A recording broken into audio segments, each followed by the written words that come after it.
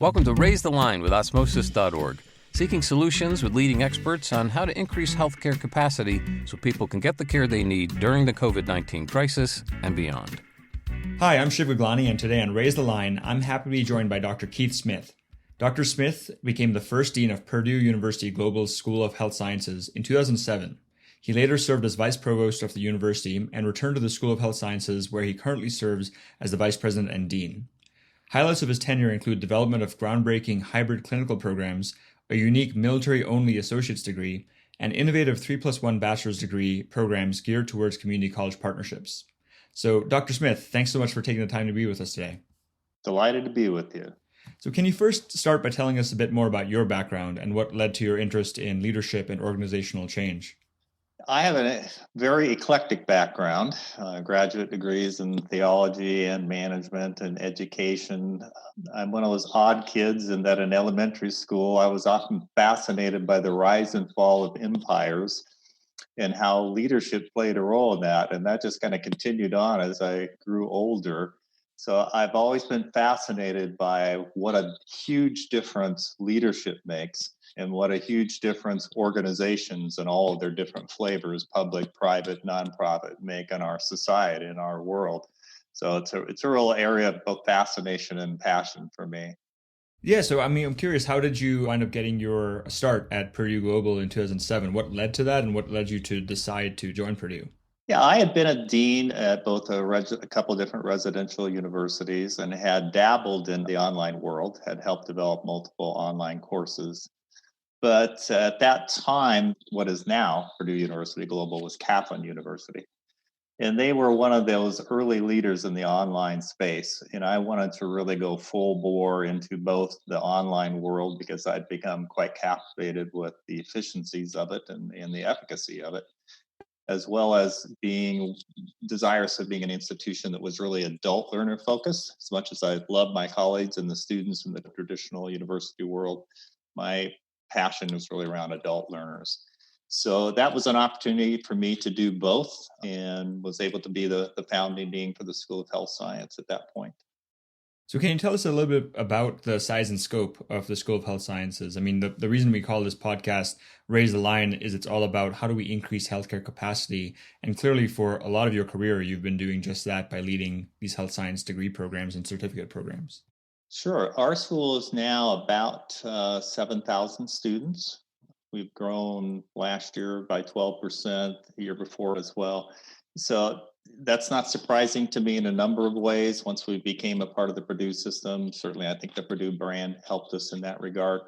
But most pointedly, and especially obviously in these last 6 months, healthcare has really risen, I think, in society's consciousness. And certainly as my generation has grown older, the need for healthcare professionals has done nothing but grow over the years. So I think that was a real key factor in my particular school's growth and part of the larger university's growth. Well, you preempted one of my questions, which was going to be about enrollments, because I know as COVID started becoming a major factor in the US, there were a lot of questions, and there still are, around how that's going to impact higher education as a whole. And we'll definitely get into COVID, but I just wanted to get a sense of yours for enrollments and how that has changed this year and how you expect it to change, because we've had the president of the AAMC, Dr. David Gordon, on, and many other presidents of specialty societies, and they've all said that there's increased interest in their degree programs to address the pandemic and also because they're safe jobs, basically. So do you mind commenting a bit about enrollment trends? Yeah, it's a real fascinating time just from the standpoint of what's gone up and what's gone down. Certainly, I think the online space has gone up by necessity. A lot of residential campuses have seen a large drop, particularly over the summer and the fall, and now looking at probably the spring semester. We know that community colleges have gone down a lot in this last year. So I think you're going to see some providers, some institutions actually grow as a result of this, those who are already in the online space, some community colleges and others who were already rapidly deploying online. I think they'll probably be fine. I think some of the residential campuses who are really caught short by all this are going to struggle over this next year. And we were already in a place where higher education was struggling in many ways in terms of there being the thought that at this point, probably in 5 years, there are not going to be the same amount of institutions as there are even right now. I think the pandemic has just pushed that further along. And so I wanted to talk a bit about your specific programs at Purdue Global and the health sciences. So you've said you have 7,000 students. Do you mind giving us a breakdown of what types of programs they're in, as well as some of the innovative things you've done, like partnering with community colleges to create 3+1 bachelor programs and things like that? You bet. We have about 20 programs in the School of Health Sciences, all the way from micro-credentials to certificates, bachelor's and master's. We're actually currently working on a professional doctorate. Part of our differentiation is we are very much into stackability. So everything that you do, from a micro-credential, which may be as little as 4 courses to 6 courses, can stack into a certificate, which can stack into a bachelor's, which can stack into a master's. We have some accelerated paths. For instance, in our bachelor programs, you can take 5 master's courses within your bachelor's, get 5 courses into a 10 or 15 course master's program.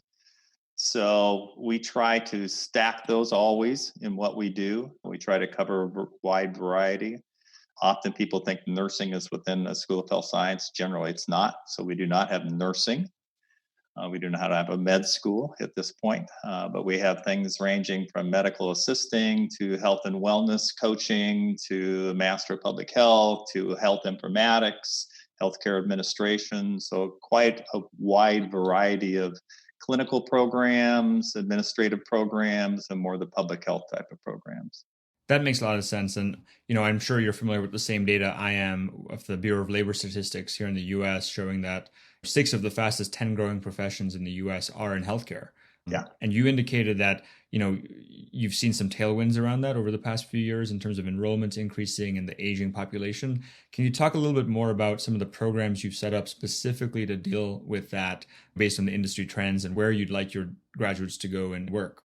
One of the programs we did a few years back, for instance, was we were the second university, as far as I can tell, the second university in the United States to have a bachelor's program specifically in health and wellness. Now, we've all seen the rise of health and wellness programs on a corporate level, on an institution level over the last 5 to 7 years. So that for us represented an ability to get on that first wave and being able to foresee what's going to happen. Again, my generation getting older and older, much more interest in health across the board in our society, and finding ways to really fine tune that from an academic standpoint so that our graduates in that program, for instance, can lead health and wellness programs in a corporation, or they can simply be a health coach. They can work for a sports club. Lots of different opportunities there, but that would probably be a good example. Another one would be we now have a master's in health informatics. Certainly in a very horrible situation with the pandemic, but one of the things that's been highlighted by the pandemic is the need for useful, relevant, current information that not only clinicians can use, but that the public can help them wrap their heads around what is really going on there. So health informatics is really the field that does that ability to gather that data, to analyze it, to be able to present it in a way that makes sense to folks. So those would be a couple of examples of programs we developed around that need in the market, or in some cases, what we foresaw as a need in the market. Those are 2 excellent examples, and we've definitely been following those trends as well. The public health interest in not only COVID, but all the things surrounding COVID. For example, now we're approaching winter. How will flu season affect it? And do we wear a mask? Do we not wear a mask? All those kind of questions are all we've been talking about over the past 6 months. Is a vaccine safe to take? How is a vaccine developed? So it's very interesting, and it makes me glad that we've invested in those things, as clearly you all have as well. So let's go back a bit to when COVID started becoming a much bigger factor here in the US. You're based north of Seattle. Washington was one of the first states to really get hit hard. Do you mind telling us a bit about your personal experience and then how Purdue Global has adjusted to COVID over the past few months? From a personal impact, share a quick story with you. I was in North Carolina visiting one of our community college partners, and it was in the Raleigh airport, and I head home. That was March 11th. And things were just beginning to pop, as you recall, at that point. And some of the most recent data had come out about how it was being transmitted. So at that point, wearing masks wasn't where it is now. There was an understanding that it really would be a huge preventative measure. So I'm in the airport in Raleigh and was in an airport bar enjoying a nice double rum and coke before a flight because I hate flying.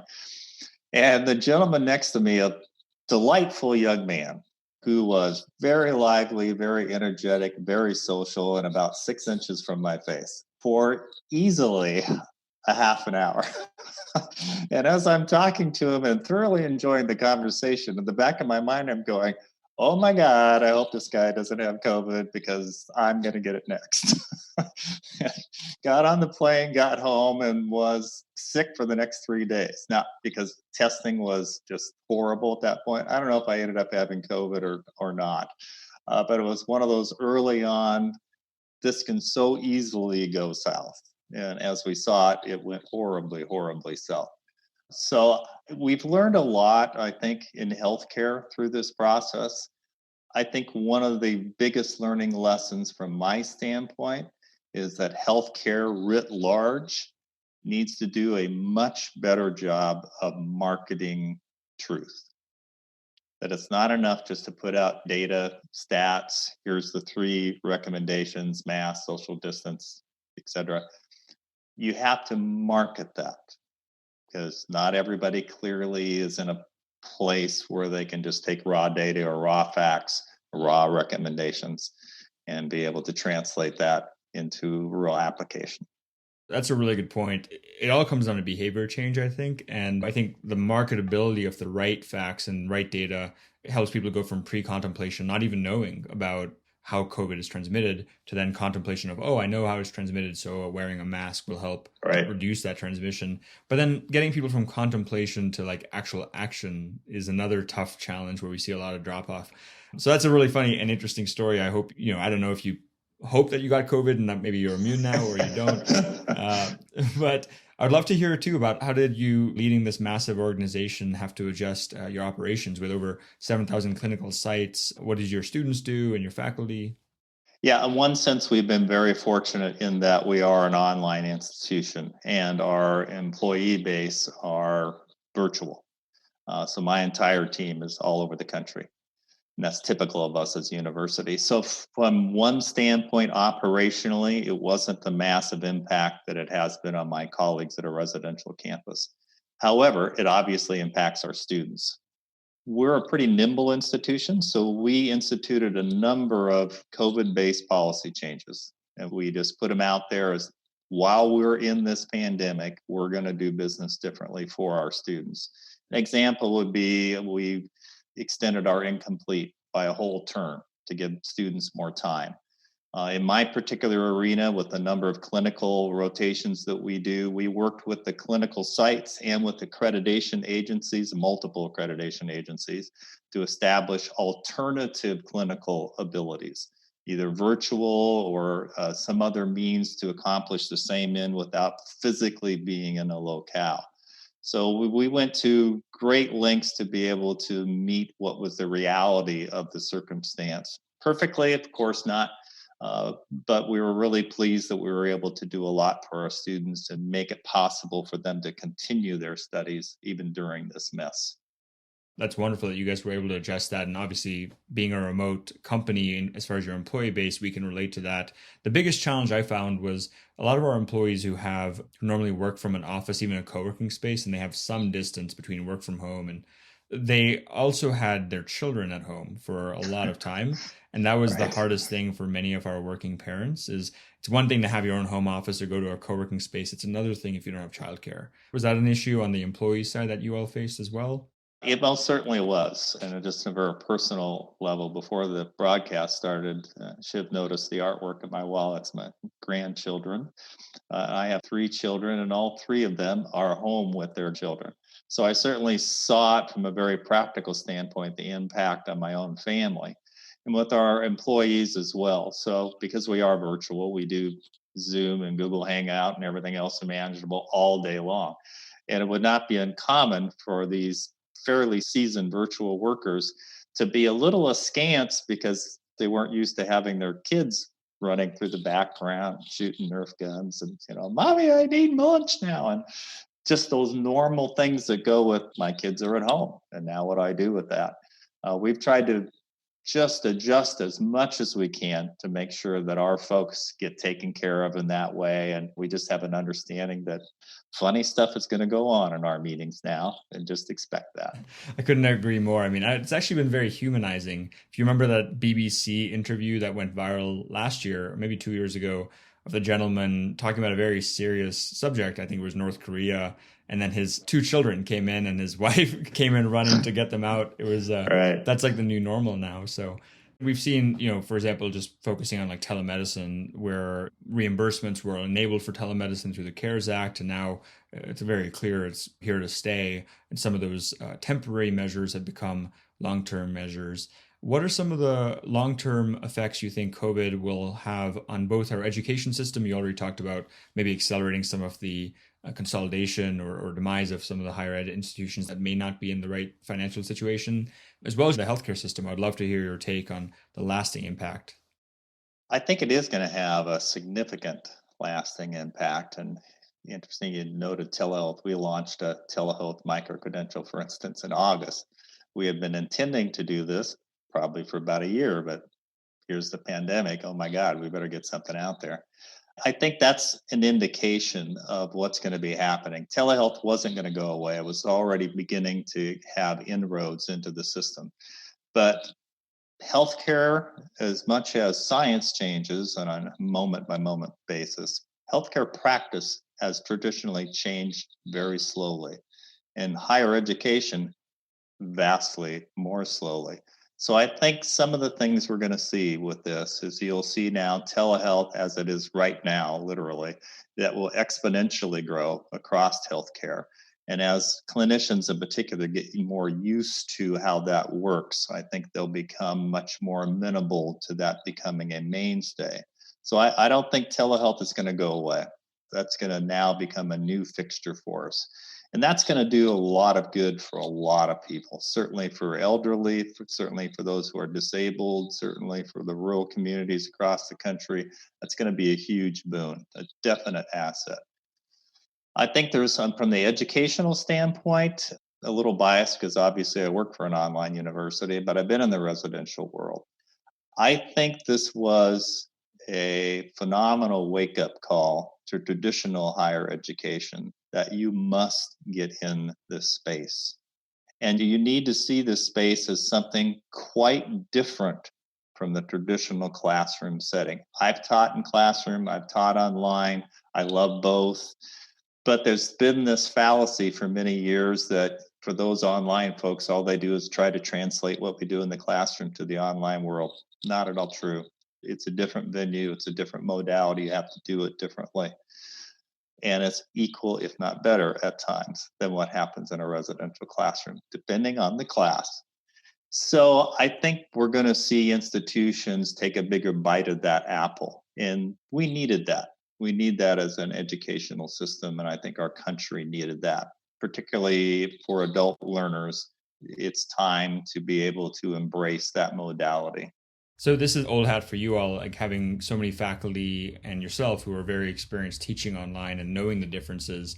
I know a lot of people, and a lot of parents especially, have been very unimpressed with online education, as whether it was K-12 or colleges trying to do it online and go to Zoom University. What are some of the most practical tips or trainings you all have done to make sure that the faculty you hire at Purdue Global are excellent at online education? Like, what makes the difference between an effective online course and then a residential course that was slapped on to an online framework? On a real fundamental level, probably the biggest lesson I hope people learn is you just don't try to translate. You have to really look at what are the outcomes you want, what's the best way to get to that outcome, as opposed to, oh, I've got to find a way to emulate a classroom discussion, or, oh, I've got to find a way to emulate a classroom exam or a group project. That's not the best route to go. You really start with the old Stephen Covey cliche, start with the end in mind. That will help dictate what technology you use, even in an online framework. Another thing, and I alluded to it a moment ago, it depends on the type of discipline and even the type of course. So just personal perspective, not speaking for the university here or for education writ large. K through 12 is a much harder environment to do online than at a university level. There are things that are just easier to do if you're working with adults than if you're working for young children. So we have to look at the context, we have to look at the audience, but certainly one of those biggest drivers, again, is look at what you need to accomplish, not so much how it's been done in other contexts. You have to fine-tune those tools. Yeah, that's why the stackability and competency-based education that you all have enabled through the online programs, like you just mentioned, telehealth, micro-credential, I think are very useful to be able to adjust to your adult learners, day to day. Maybe they only have weekends or nights to study, for example. So I know we're coming up in time. I guess one of my last two questions is, given that we have so many current and future healthcare professionals, people who want to go into healthcare related careers in our audience at Osmosis, what is your advice to them about meeting the challenges of the COVID moment and beyond? I think despite the pandemic, now, as much as any time in our history, is a great time to get into healthcare. So I would not stop that process. If you're thinking about getting into healthcare because of the pandemic, no, go forward, move ahead. There are lots of different ways you can do this. Even in a traditional university setting that's having those challenges at the moment, if that's the route you want to go for it. But there are certainly lots of, again, online options for you. So I would say go for it if you're interested in it. Keep in mind, you can not just stack credentials, you can stack careers. You can start at one point and move in either horizontally or vertically, but there are always going to be options for you if you keep on going. And I think the third thing that goes with that is if you're going to get into healthcare, you need to be committed to lifelong learning. You need to be committed to the concept that you will have to constantly be upskilling and most likely up-credentialing. As in, if you go into healthcare, for instance, as a medical assistant, that's a certificate level by and large. Just know that you're going to need to get a bachelor's and probably make a shift in your career down the road. Understand that if you've got a bachelor's and you're in healthcare administration, probably down the road, you're going to need some kind of master's if you want to get into a management position. If you're a clinician, and you have a bachelor's, maybe you were an OT when OT was kind of bachelor oriented. Well, now it's doctorally oriented. You're going to have to constantly upskill, constantly up credential. But that's not bad. That's fun from my perspective. It's enlightening, it's challenging, it keeps you fresh and relevant, and it makes you much more of an effective, caring clinician or administrator or public health educator. That's wonderful advice. Thanks for breaking it down that way. And my last question, is there anything else I should have asked during our time together that you'd like to be able to answer right now? One of the questions that you put forward was about you as an educational organization yourself. What might we want to encourage people to think about? In my now 25 plus years in higher education, if there was anything I would want to get across out there somehow, it's most students coming into programs do not know how to study, and they're studying the wrong way. We've got to get much better at providing helpful, relevant, effective study habits to students. It's not about just working harder. It really is about working smarter. And many of the ways that we've all become accustomed to studying in our educational pathways are not the best way. You do not want to reread that chapter 5 different times. That's not the route to go. Totally. If people are still reading these days, by the way, a lot of people are just watching videos now, or listening to podcasts. But Dr. Smith, those are really great pieces of wisdom, and I really appreciate you taking the time to be with us today. Most welcome. Happy to be with you. You folks take care. And with that, I'm Shiv Gaglani. Thank you to our audience for checking out today's show. And remember to do your part to flatten the curve and raise the line. We're all in this together.